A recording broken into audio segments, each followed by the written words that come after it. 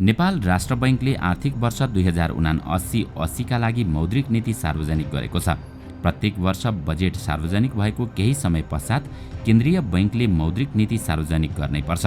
मौद्रिक नीतिले सरकारको आर्थिक लक्ष्य प्राप्त गर्नका लागि नीतिगत स्पष्टता उपलब्ध गराउँछ। तर तपाईलाई मौद्रिक नीति के हो र यो कसरी तर्जुमा गरिन्छ भन्ने जानकारी छ? दर्शकवृन्द, आउनुहोस् आजको यस श्रृङ्खलामा हामी आखिर के हो मौद्रिक नीति, यसले वित्तीय क्षेत्रमा कसरी काम गर्छ, आज हामी यसैको बारेमा चर्चा गर्नेछौँ। कुनै पनि राष्ट्रका लागि सबैभन्दा महत्त्वपूर्ण स्रोत वित्तीय स्रोत अन्तर्गत पर्छ।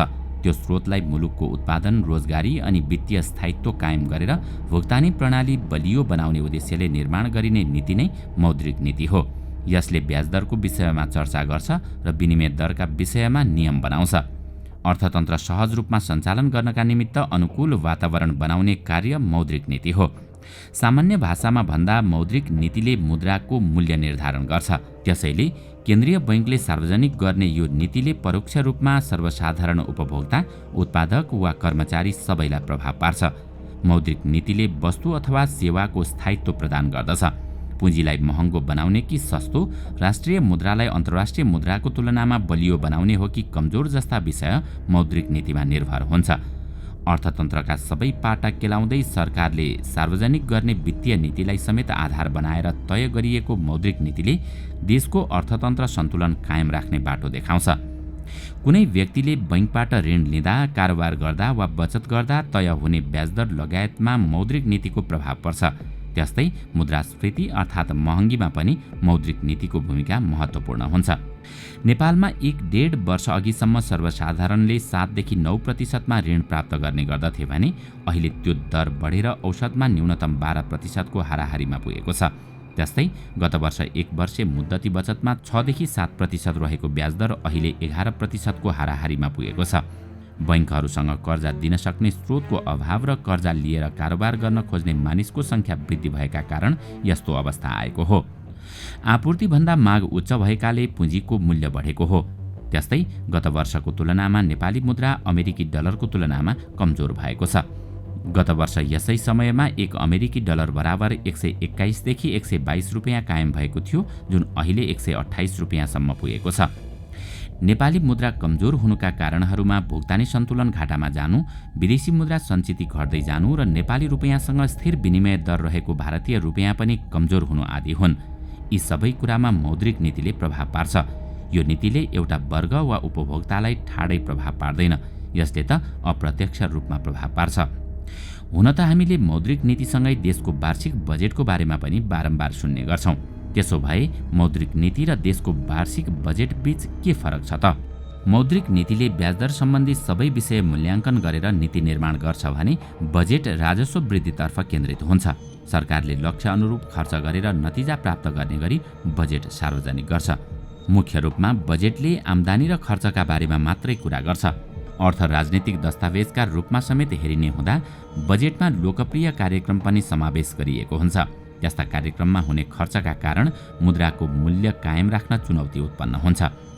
वस्तु र सेवा स्थिर रहने तर रकमको उपलब्धता सहज भएर खर्च गर्न सक्ने अवस्था हुँदा बजारमा मूल्य वृद्धि हुन जान्छ। मूल्य वृद्धि भन्नु नै पैसाको मूल्य कायम गर्न नसक्नु हो। मुद्राको मूल्य कायम गर्ने भूमिका केन्द्रीय बैंकको हुने हुँदा उसले मौद्रिक नीति मार्फत बजारलाई सन्तुलनमा राख्ने गरी नीति सार्वजनिक गर्ने गर्दछ। सरकारले वित्तीय नीति मार्फत सर्वसाधारण नागरिकसँग प्रत्यक्ष जोडिएका विषयवस्तु समेत उठाउने गर्दछ। मौद्रिक विषयसँग सम्बन्धित विषयवस्तुमा केन्द्रीय बैंक स्वायत्त रहने गर्दछ। उसले आफ्नो नीति निर्धारण गर्न सक्छ, तर सरकारले सार्वजनिक गरेको बजेटलाई समेत दृष्टिगत गर्दै मौद्रिक नीति सार्वजनिक हुने हुँदा यसलाई बजेटको परिपूरक नीतिका रूपमा समेत हेर्न सकिन्छ। सरकारले लोकप्रिय कार्यक्रममा खर्च गर्दा अर्थतन्त्रमा विकृति उत्पन्न हुन सक्छ। सरकारले उत्पादनमा जोड नदिएर भौतिक पूर्वाधारमा ध्यान केन्द्रित गर्न सक्छ। त्यसबाट पर्न सक्ने प्रतिकूल प्रभाव थेक्नका निमित्त मौद्रिक उपायहरू समावेश गरी मौद्रिक नीति ल्याइन्छ। त्यसो त हामी बजेट र मौद्रिक नीतिलाई एक अर्काका परिपूरकका रूपमा पनि हेर्न सक्छौँ। सरकारले पुँजीगत खर्च बढाउँदा मूल्य वृद्धि भए पनि भविष्यमा देशको पुँजी बढ्छ, तर चालु खर्च बढ्दा भने आयात मात्रै बढ्न जान्छ। त्यसैले गर्दा मौद्रिक नीतिको ध्यान सहज रूपमा रकम अर्थतन्त्रमा नजाओस् र गएको रकम पनि लगानीका रूपमा प्रवाह होस् भन्ने कुरामा केन्द्रित रहने गर्दछ। विदेशी मुद्रा सञ्चितमा थप दबाव पर्न सक्ने राष्ट्र बैंकको चेतावनी। पछिल्लो 3 महिनाका लागि देशको ढुकुटीमा विदेशी मुद्रा सञ्चित रहेको र त्यसकै आधारमा हुने वस्तु तथा सेवा धान्ने क्षमता स्थिर देखिए पनि त्यस अघिको आयातमा कडिकडाउ गर्ने उपाय केही लम्ब्याउन केन्द्रीय बैंकले निर्देशन दिएको छ। मन्त्री परिषदको बैठकले केही समय पहिले यसअघि आयातमा कडाई तथा रोक लगाइएका 10 वस्तुमध्ये केहीमा परिमार्जन गर्दै त्यसलाई थप 1.5 महिना कायम राख्ने निर्णय गरेको थियो। नेपाल राष्ट्र बैंकका प्रवक्ता गुणाकर भट्ट देशको अर्थतन्त्र अन्तर्राष्ट्रिय परिस्थितिहरूका आधारमा अझै चनाखो भएर बस्नुपर्ने अवस्थामा रहेको बताउँछन्। उनी डलरसँग नेपाली मुद्रा हालसम्मकै उच्च बिन्दुमा कमजोर भइरहेका कारण पनि सजग रहनुपर्ने बताउँछन्। भन्छन्, यति बेला हामीले धेरै संख्यामा पर्यटक भित्र्याउन सकेको भए वा विप्रेषण उच्च मात्रामा ल्याउन सकेको भए अवस्था अर्कै हुन्थ्यो। तर अवस्था सुधारोन्मुख भए पनि सहज भने भइसकेको छैन। यस्तो अवस्थामा हामीले आयातको आकार बढाइराख्ने हो भने विदेशी मुद्राको सञ्चिति पनि कमजोर हुँदै जाने र महँगी बढाउने जोखिम कायम नै रहन्छ। युक्रेन युद्ध गहिरिँदै गएको र अमेरिकी केन्द्रीय बैंकले ब्याजदर बढाएकाले नेपालमा विदेशी मुद्रा सञ्चितिमा थप दबाव पर्न सक्ने जोखिम कायमै छ। देशको अर्थतन्त्र अझै दबावमा रहेकाले विलासी वस्तु आयातमा थप केही समय बन्देज लगाइएको छ र परिमाणमा पनि कडाई र निरुत्साहित गर्ने कदम जारी राखिएको छ। हुन त अत्यावश्यक वस्तुहरूमा कुनै रोकटोक गरिएको छैन, तर विलासी वस्तुहरूको हकमा भने सूचकहरू जब साधारण अवस्थामा आइपुग्छन् तब मात्रै आयात खुकुलो हुन सक्छ। यसअघि वैशाखको मध्यतिर सरकारले भुक्तानी सन्तुलनमा चाप पर्न थालेको भन्दै औद्योगिक कच्चा पदार्थ बाहेक सबै प्रकारका मदिरा, हिरा, चुरोट तथा सुर्तीजन्य वस्तु आयातमा पूर्ण प्रतिबन्ध लगाएको थियो। त्यसबाहेक कुरकुरे, कुरमुरे, लेज जस्ता उत्पादन, 600 अमेरिकी डलर भन्दा महँगा मोबाइल फोन, 32 इन्च भन्दा माथिका रङ्गीन टेलिभिजन सेट, जीप, कार र एम्बुलेन्स र सब वाहन बाहेकका भ्यान, 250 सीसी भन्दा माथिका मोटरसाइकल, खेलौना र खेल्ने तास आयात गर्न रोक लगाएको थियो। साउन 1 गतेदेखि लागू भएको नयाँ व्यवस्थामा यसपटक मोटरसाइकलको हकमा 250 सीसीको सीमालाई घटाउँदै 150 सीसीमा झारिएको र मोबाइल फोनको हकमा पनि 300 अमेरिकी डलरमा झारेर सरकारले थप कडाई गरेको छ।